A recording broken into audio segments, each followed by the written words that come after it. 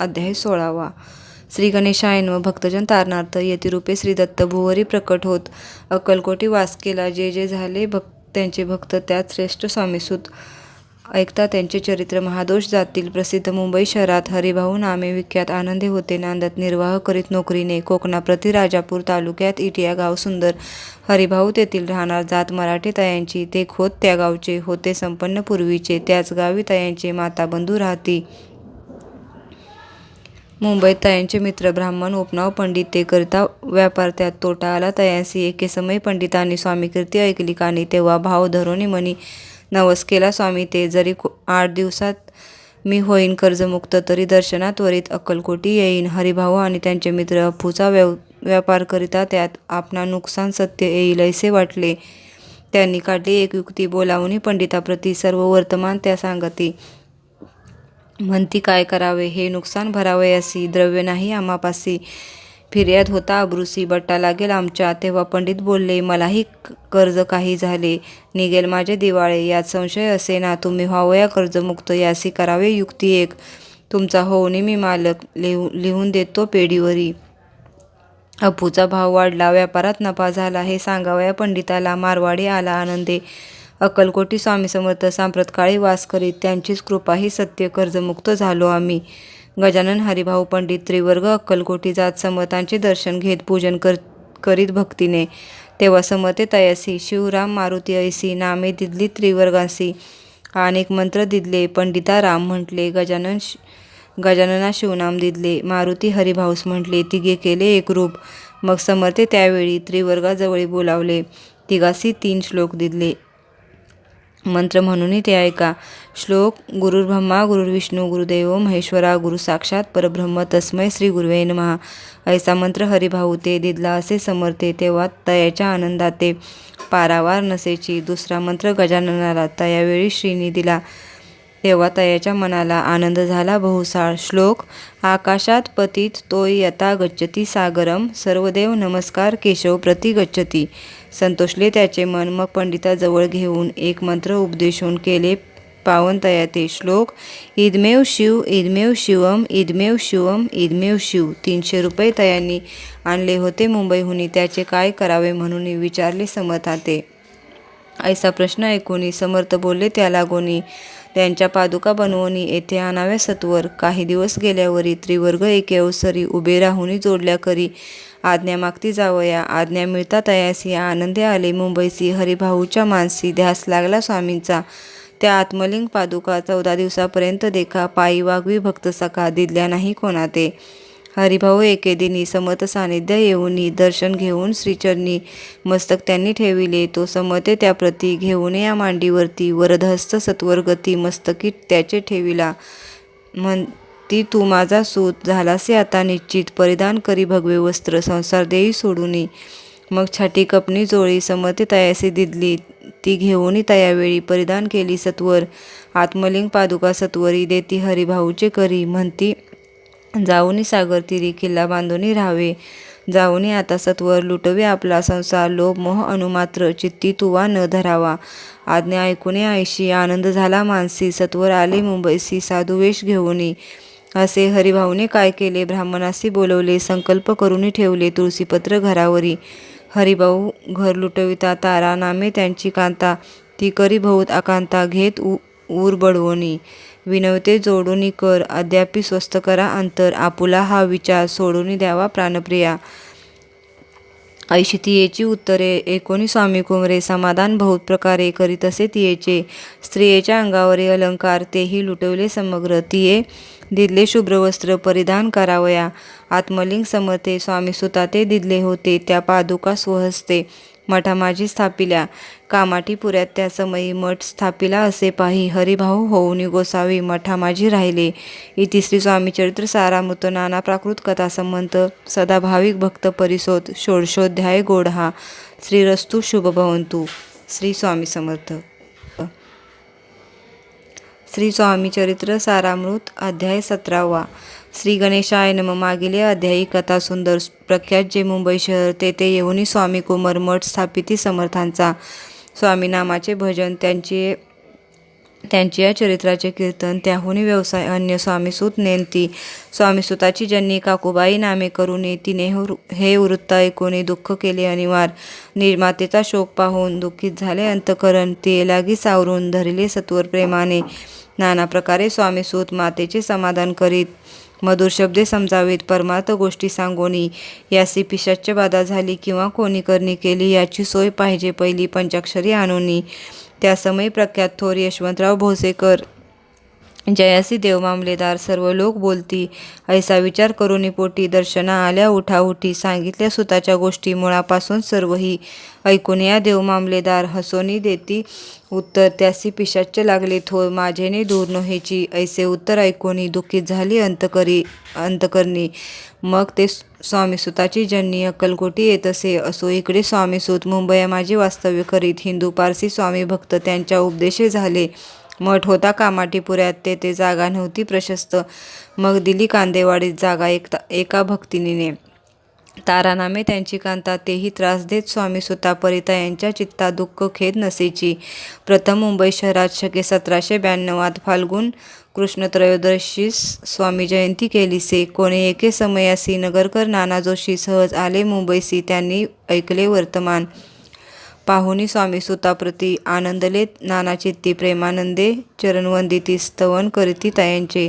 स्वामीसूते तयासी la Vella स्वामी भक्तीसी. धन्य झाले नाना जोशी रंगले भजनी समर्थांच्या. पुढे जोशीबुवांनी स्वामींची पत्रिका करुनी ती अर्पावया श्रीचरणी अक्कलकोटी पातले. पत्रिका श्रीचरणी अर्पिली. स्वामी मूर्ती आनंदली. समर्थे त्यासे आज्ञा केली नगारा वाजवा म्हणूनी. नगारा वाजवता जोशी हसू आले समर्थांसी. पाहुनिया स्वभक्तासी परमानंद झाला. असो अक्कलकोट नगरात शके 1793 प्रथम स्वामी जयंती करीत स्वामीसूत आनंदे. छेलीखेडे ग्रामात प्रथम स्वामी प्रकट होत. विजयसिंग नामे भक्त गोट्या खेळत त्या सवे. स्वामीसूत दिवसेंदिवस स्वामी भक्ती करी विशेष जन लावले भजनास. कीर्तिध्वज उभारला. मना माझी धरुणी कामना कोणी येताची दर्शना. त्यासी समर्थ करती आज्ञा सुताकडे जावयाची. स्वामीसूत ही त्याप्रती मनातील खून सांगती. ऐकोनी जनचकित होती वर्णिती ख्याती सुताची. एकदा सहज स्वामीसूत अक्कलकोटी दर्शना येत तेव्हा समर्थ राजवाड्यात राहिले होते आनंदे. स्वामी दर्शन घेतल्याविन तो न सेवी उदकान्न. ऐसे दिवस झाले 3 निराहार राहिला. मग वाड्यासमोर जाऊन आरंभिले प्रेमळ भजन. जे करून अरसे भरले पूर्ण ऐकिले आतून राणीने. सेवकासी म्हणे सत्वरी तुम्ही जाऊनी या अवसरी. या साधू ते मंदिरी प्रार्थोनिया आणावे. पाहुनिया समर्थांसी उल्हास सुताचे मानसी. धावनिया वेगेसी मिठी चरणी घातली. निजसुता ते पाहुनी आनंदले समर्थमनी. कर फिरवला मुखावरुनी हस्ती धरुनी उठवले. अक्कलकोटी त्या अवसरी बहुत होते सेवेकरी. परिसमर्थांची प्रीती खरी स्वामीसूतावरी होती. स्वामीसूत रात्रंदिन समर्थापुढे करती भजन. पायी खडावा घालून प्रेमरंगे नाचती. एके दिवशी श्री समर्थ बैसले असता आनंदात स्वामीसूत भजन करीत पायी खडावा घालून. एकांत समय साधोनी समर्थ सांगती तयाकानी. आम्ही जातो निजधामी वारसा पुढे चालवावा. स्वामी वचन ऐकोनी स्वामीसूत निशब्द होई. कल्पना न साहे त्यासी स्वामीविन कैसे जीवन. वारंवार विनवी स्वामींसी ऐसे न करावे काही. मी आजान लेकरू तू माझी आई. स्वामी धरती हृदयाशी म्हणती आम्ही तव हृदयी वास करू निश्चयी. चिंता न काही करावी. असो मग स्वामीसूत ते स्थळ सोडून त्वरित नगराबाहेर येत मार्ग धरीत मुंबईचा. स्वामी वचनी दुखावला अंतरी बहु खिन्न झाला. परतोनी नाही आला जन्मवरी अक्कलकोटी. त्या दुःखे उत्तरोत्तर क्षीण झाला स्वामीसूत. दुःख करी दिवस रात्र चैन नसे क्षणभरी. तोची रोग लागला शेवटी आजारी पडला. ऐसा समाचार समजला अक्कलकोटी समर्थांते. स्वामीसूताची जन्नी राहत असे त्या स्थानी. तिने हे वर्तमान ऐकोनी विनवीत समर्थांते. मग समर्थे त्या अवसरी मुंबईस पाठवले सेवेकरी. म्हणती सुता ते सत्वरी मज सानिध्य आणावे. परिसूत त्या सांगाती आला नाही अक्कलकोटी. विरह दुःख त्याचे पोटी रात्रंदिन चलत असे. मग सांगती समर्थ त्यासी घालूनी पेटीत. घेऊन यावे त्वरित कोणीतरी जाऊनी. तथापि स्वामीसूत पाही अक्कलकोटी आला नाही. दिवसेंदिवस देही क्षीण होत चालला. शेवटी बोलले समर्थ आता जरी नये सत्य तरी तो भरुनी यथार्थ. ठेवली ती उडवुकी. याचा अर्थ स्पष्ट होता. तो समजला स्वामी स्वतः परी तो न आला अक्कलकोटा. जीवित पर्वा न केली. आजार वाढला विशेष. श्रावण शुद्ध प्रतिपदेस केला असे कैलासवास. सर्व लोक हळहळती. अक्कलकोटी त्या दिनी समर्थ करती विचित्र करणी. बैसले स्नान करुनी परी गंध न लावती. भोजनाते न उठती. धरणीवरी अंग टाकीती. कोणासंगे न बोलती. रुदन करती क्षणोक्षणी. इतुक्या माझी सत्वर मुंबईहुनी आली तार. श्रुत झाला समाचार. स्वामीसूत गत झाला. मग काकूबाईने सत्वर जवळी केले मुंबापूर. तेथे समजला समाचार. परत्र पावला आत्मज. निज पुत्र मरण वार्ता. ऐकोनी करती आकांता. तो दुःखच समय वर्णिता. दुःख अंतरी होतसे.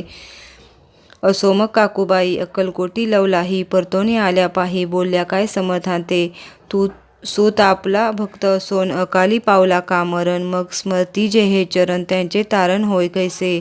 समर्थ बोलले तियेसी. उल्लंघिले आमच्या आज्ञेसी. संधी सापडली काळासी. ओढुनी बळेची मग नेला. धन्य धन्य स्वामी कोमर. उतरला भवोद्दिती दुस्तर. ख्याती झाली सर्वत्र. कीर्ती अमर राहिली.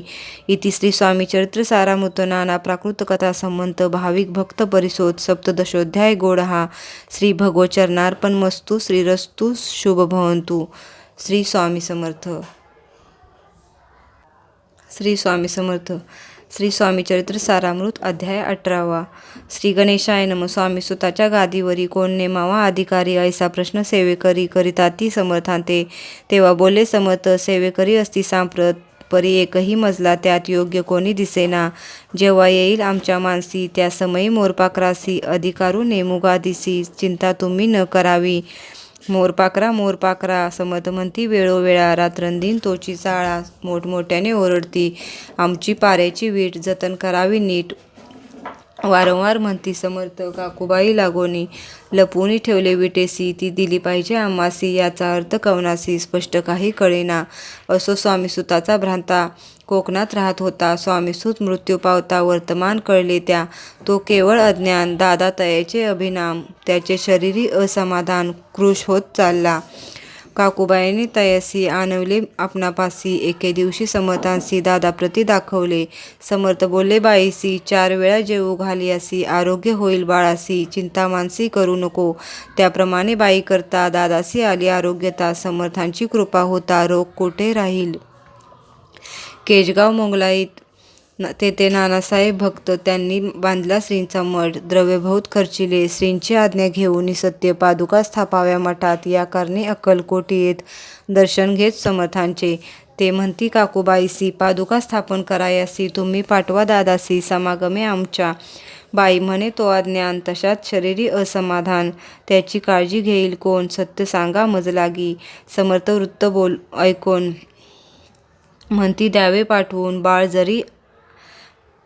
बाळ जरी आहे अज्ञ तरी सांभाळू तयासी. समर्थ पुनच्च बाईसी बोलले. त्यात तुमचे काय गेले. आम्हासी दिसेल जे भले तेच आम्ही करू की. शेवटी मंडळी सांगती. दादासी पाठवले केजेप्रती. पादुका स्थापन झाल्यावरती दादा आला परतोनी. पुढे सेवेकऱ्या सांगती. त्यासी मुंबईस पाठवती. ब्रह्मचार्यासी आज्ञा करती. यासी स्थापा गादीवरी. दादासी करुणी गोसावी. मुंबईची गादी चालवावी. स्वामी स्वतःची यास द्यावी. कपनी झोळी निशाण. ब्रह्मचारी दादासी उपदेशेती दिवसनिशी. गोसावी होऊनी गादीसी चालवावे आपण. दादा जरी अज्ञान होता तरी ऐशा गोष्टी न करता. नकार म्हणेची सर्वथा. न रुचे चित्ता त्याची या.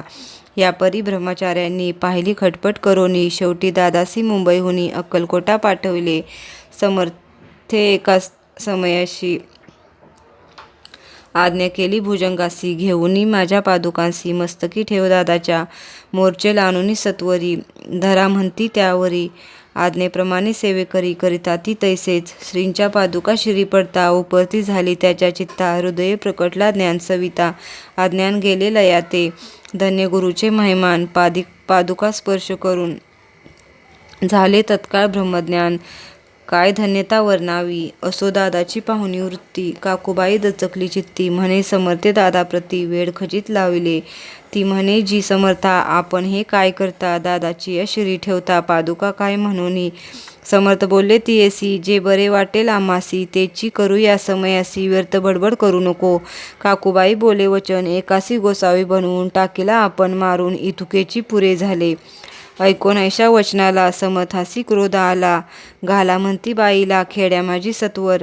काकूबाईने आकांत करून मांडला अनर्थ. नाना अपशब्द बोलत भाळपिटीत स्वहस्ते. परिसमर्थे त्या समयी लक्ष तिकडे दिले नाही. दादासी बनवले गोसावी. कपनी झोळी अर्पिली. दुसरे दिवशी दादासी समर्थ पाठवते भिक्षेसी. ते पाहुणे काकूबाईसे दुःख झाले अपार. समर्थासी हसू आले. अधिकची कौतुक मांडिले. दादासी जवळ बोलवले. काय सांगितले तयासी. अनुसया तुझी माता. तिजपाशी भिक्षा माग आता. अवश्य म्हणून तत्वता. जननी जवळी पातला. ऐसे बाईंनी पाहुणे. क्रोधाविष्ट अंतकरणी. म्हणे तुझे हे करणी. लोकोपवादा कारण. ऐकोनी मातेची उक्ती. दादा तिजप्रती बोलती. अहिक सुखे तुच्छ गमती. माते आजपासोनी. पुत्राचे ऐकोनी वचन. उदास झाले तिचे मन. असो दादा गोसावी होऊन. स्वामी भजनी रंगले. काही दिवस झाल्यावरी मग आले मुंबापुरी. स्वामी स्वतःच्या गादीवरी बसवणी संस्था चालवली. इति श्री स्वामी चरित्र सारामृत. नाना प्राकृत कथा संबंध. सदा प्रेमळ परिसोत. अष्टदशोध्याय गोड हा. श्रीरस्तु शुभ भवंतु. श्री स्वामी समर्थ.